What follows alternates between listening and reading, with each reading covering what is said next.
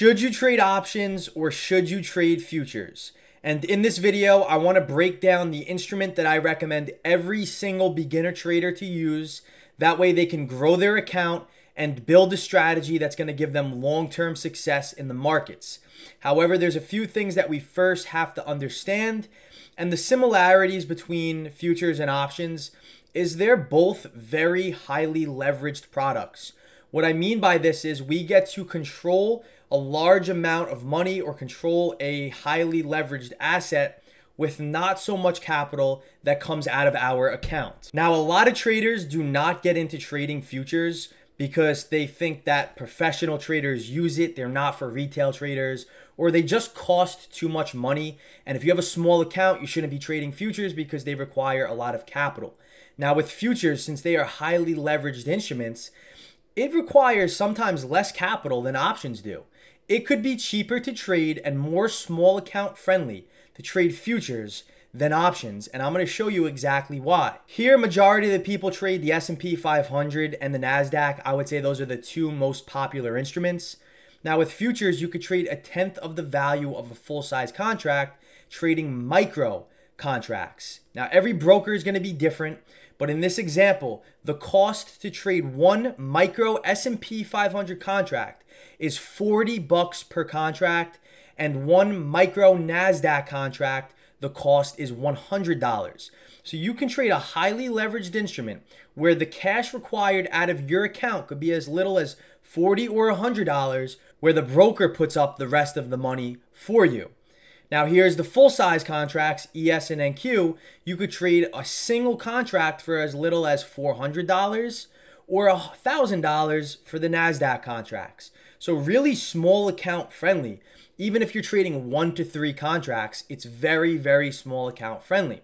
Now, with these highly leveraged instruments and with trading on margin, futures require margin trading, there are risks involved with it. But with every risk becomes a reward. With futures, not a lot of cash just comes out of your account. Your broker puts up the rest. But since you are trading on margin, you are trading with money that is not yours. So you could lose more than you have invested, and that is a risk you have to take. However, there are tools that your broker implements that prevents you from losing more than you can afford. And I really haven't seen anybody personally that had to pay more to their broker than what was in their account. Now, also, futures are taxed better at 40% short-term and 60% long-term. Not a lot of traders talk about this, but the tax benefits of trading futures are significant, especially when you are making good money. Now, with options, a lot of beginner traders gravitate towards this because a lot of traders hype up a small account challenge and they grow from a very small amount of money and make a large percent gain on their account off of one trade. And there's no denying the fact with options that there are large percent gains, and your losses are limited to the amount of capital invested because you are trading on a cash account. Now, either instrument, margin trading futures or cash trading options, requires the PDT rule, meaning you could take as many trades as you want on a daily, weekly, monthly basis without being restricted and without being limited. So if you have under $25,000 in your account, you can make more than the 3 trades per weekly basis. So now let's talk about the cost involving a specific futures trade, and let's compare it to options in regards to our stop loss and how much money we're going to make if our target triggers. So in this example here, we can see the S&P 500, the ES futures chart, has bounced off of the demand zone. We see this white downtrending line and we attempt to take the market long once the downtrend line breaks and the volume increases. We essentially get long one ES full-size contract at 53.45 is the price of this green line right here. And it cost us by our broker, again, every broker will be different, about $400 for one contract that comes out of our account. Our stop loss is 53.43, which is essentially 2 points away. 53.45 minus 53.43 is 2 points. And every point on the S&P 500 is $50. So $50 times 2 points. If we are wrong on this setup and our stop loss triggers, we are going to lose about $100 on a $400 investment, call it. Our target is 53.53, which is about 8 points away. If we are right on the setup, we are going to profit about $400. Now, this is a good time to introduce when to chart SPY and when to chart ES. My recommendation is if you were to compare ES chart to SPY chart, they are identical. Every time the market moves up, both charts are synonymous, they are identical, and as the S&P futures chart moves up, SPY also moves up. So what I recommend doing, even if you trade options, is to solely focus on the ES futures chart, even if you trade options. Again, the charts are identical. So how I would do this is if I am looking at the ES chart and I'm doing analysis, and let's just say the market is bouncing off of a demand zone, and I expect the market to go up. I am bullish on that position. Well, what I can do here is simply go to the options chain. And there's no reason to overcomplicate it. What I would do is simply buy at the money contracts, even when I am trading SPY. So if I'm bullish on this and I want to buy calls, I will just go to the options chain and buy SPY at the money calls for whatever cost it may be. In this example, it would be about 9 cents. So every contract is going to cost me only $9. If I were to buy 10 contracts, it would cost me about 90 bucks. Very, very cheap, but is closer to end of day. But the point I'm trying to get at here is you do not need to chart SPY, and you don't even need to look at SPY if you are trading SPY calls and puts. I recommend doing all analysis on ES, and if you do decide to trade options, simply translate it to at the money calls or at the money puts on that options chain. So in this example here, if we were looking at the ES chart and ready to buy SPY calls off of this chart, I would pull up at the money calls, and in this example, they were the SPY 534 calls. And let's say we were to get long 10 contracts of the 534 calls at 54 cents.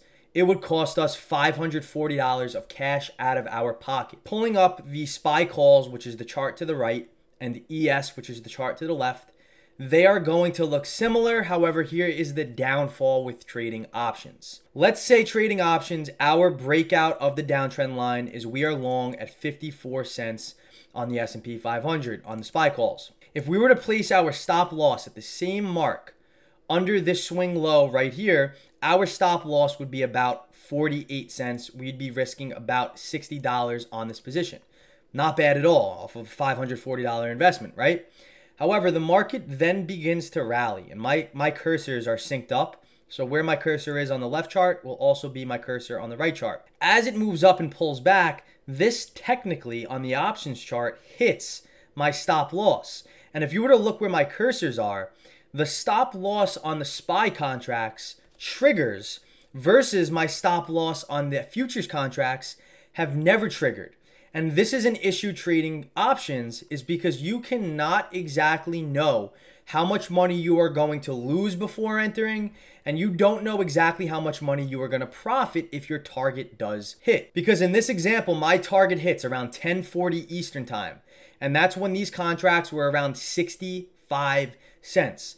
So from a 54-cent entry to 65 cents, that is a $110 profit on a $540 investment. Now, if we were to look at this, if I were to compare to where 1040 was, and keep in mind the crosshairs are synced, around 1040 Eastern time, look at the SPY contracts to the right in relation to the pricing of the futures chart on the left. The futures chart on the left has significant uptrends where the market is putting in higher highs and also putting in higher lows, versus the options chart has never broken above the high, and we are very flat and consolidating. So this shows you that options are struggling to increase in value while the S&P 500 future contracts and SPY is increasing in value, and this is due to how options are priced at. So not only are we going to get a larger gain on the future contracts, trading the options, we are going to be sitting in a position for about 45 minutes time where the contracts are moving sideways despite the futures contracts increasing in value. So because of this, options are much harder to manage risk. Now, flip this a little bit. Yes, with options, you can only lose your full investment. You cannot lose how much money more than you've put in. If you've put in $540, the most you can lose on the position is $540. However, it's very difficult to know where your stop loss could be or how much money it will be or gained on the trade before you enter it. And for beginners, risk management is the most important thing, and a lot of beginner traders struggle to manage risk. So now you have an added variable to trading options that prevents a lot of traders to grow their account because their losses are very large and their losses are very uncontrollable. With futures, you have true organic price action, which is very similar to stocks or Forex. There's no time decay. As the market is moving sideways and lacking volume, options are priced because of volume. So if the volume does not increase with options, your contracts could decrease in value even if the underlying instrument, in this example, the S&P, increases in value. Also with futures, you will know exactly how much you will profit or you will lose before entering the trade.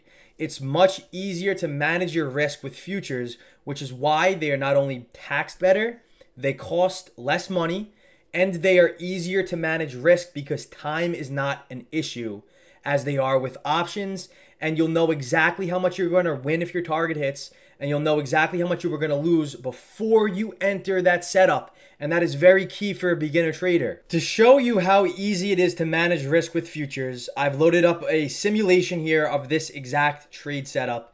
And let's just say we get long one full-size ES contract at 53.44. We're now long, and my profit and loss has now populated towards the right of the screen. Now, hypothetically speaking, let's just say I lower my stop loss to the low of day, which is at 53.41. Before I enter this setup, what I can do is instead I could go down here to 53.41, and I could say, okay, if 53.41 hits, I'm going to lose about $175 on this setup. Now, if my target is at 53.52, I could go and scroll up here and say, okay, that's going to be about 8-point difference from my entry.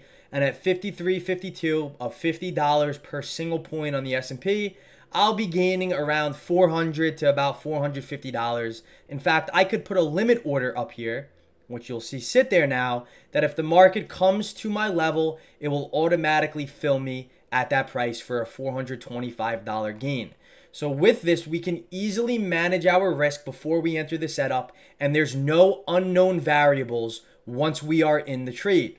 If we're in the trade, we can pull up the SPY contracts here, and we can get long if we really would like to at the 49-cent mark. But I don't know how much I'm going to lose if my stop loss triggers. It could be 10%, 20%, 30%. And I don't know after I enter this setup on the S&P 500 futures chart, I don't know and I don't care if it moves sideways, and I don't care if the volume is lacking. Options are priced due to volume.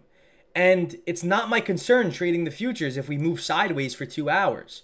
But if I'm trading options, I know if the S&P moves sideways for 2 hours, I can be correct on the direction. It can move up, but sideways. Yet I won't make as much money because the contracts are depleting because of time. So my advice for beginners, especially ones who struggle with developing a strategy and figuring out if the market will move up or down based off of probabilities, then when you add another variable such as time, options become so much more difficult to trade, because not only do you have to be correct on the direction, but you also have to be correct on the time frame that it happens in. If you're wrong on the time, but not the direction, then you still might lose money on it, even though you get the direction correct. Now, when will I trade options, and when do they become favorable to me? Options become favorable when I am scalping and there is quick volatile. Volatile is key. When there is strong volume-based moves, there is no denying the fact that options are very powerful. In this example, as the S&P 500 is coming up, this is an inverse chart because I'm showing the value of puts going up. The SPY contracts went from a low of 0.3 cents to a high of $2.70. That is an 800% return on your money. You could have bought 10 contracts at 30 cents. It would have costed you $300, and you would have came out with a $2,700 profit.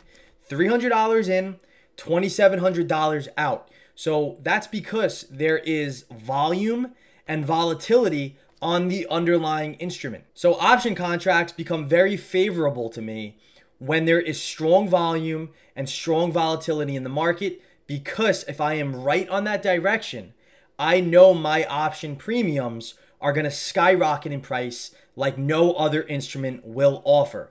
An 800% return gain in 20 minutes is insane. But number one, how often does that happen? And number two, can you consistently repeat this? And if you can consistently repeat it, then you could scale that up in your trading and just increase your risk to start making more profits out of the market. Versus a day like this where the S&P 500 is very flat, very choppy, very balanced. The volume is significantly lower and there's not much volatility present in the market. In this example here, we can see the S&P has put a high where the SPY calls have also put in a high. However, later in the session, let's just say the market has bounced off of this level. The SPY calls were 45 cents, went to a high of 90 cents.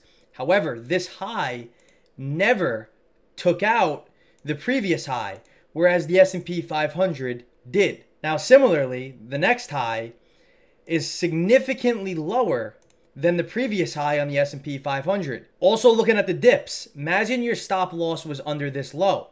On the S&P 500 futures, the low was never broken. However, the futures did break this low. Again, harder to manage risk, not very friendly when the market is lacking volume and volatility, and it's safer to consistently go with the futures because there's no uncertainty in the trade and you don't have to worry about volatility and you don't have to worry about time, which options are priced because of. Why add these added variables when you could focus on true organic price action? I also want to talk about consistency and scalability. Everything in trading comes down to repeatability. These large volatile moves that we see do not occur every single second of the day. They are, I'm going to call them rarer than balanced, low volatile, low volume moves. In the market, it's very important to develop a strategy that you can repeat on a daily, weekly, monthly basis.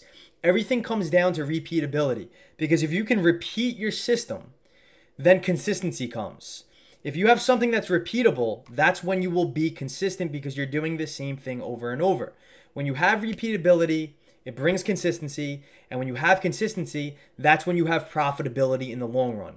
Repeatability brings consistency. Consistency brings profitability. So when you're looking to develop a system, look for something that's very repeatable and very consistent. It's very difficult with options because of the other variables. When you're first starting out, you should really be focusing on one variable, which is price. You shouldn't be worrying about the volatility and you shouldn't be worrying about the time because once you have that strategy developed, then you could start trading options when the high volatile conditions present themselves. That way you can capitalize on the large percent gains. So really, I firmly believe for beginners looking to build an edge or just traders who are struggling to manage risk and traders who are struggling to develop a core foundational strategy that they could use for the long run that's going to extract them profits from the market with very small limited risk. Futures trading is very small account friendly because they are highly leveraged products.